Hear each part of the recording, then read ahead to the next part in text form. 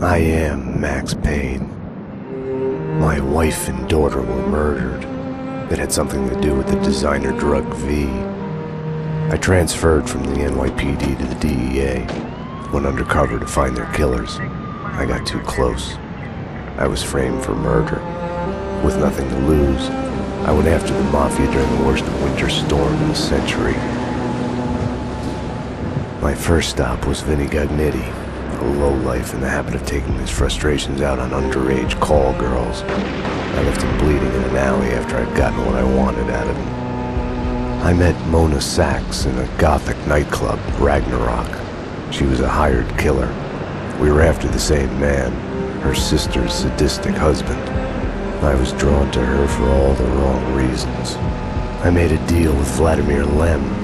The Russian was a smooth operator. He helped me get to the mob boss I was after, but I was in over my head.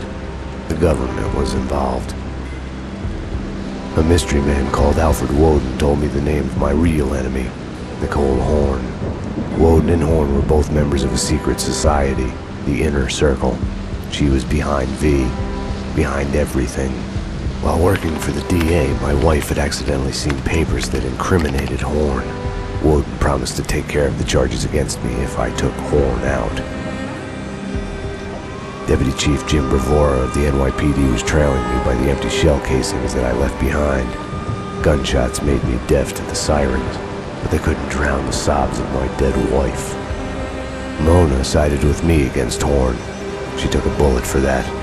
Her body disappeared behind closing elevator doors. I killed Horn. I gave myself up to the police. I had enough evidence against Woden to know that he'd keep his promise. I lied to myself that it was over. I was still alive. My loved ones were still dead. It wasn't over.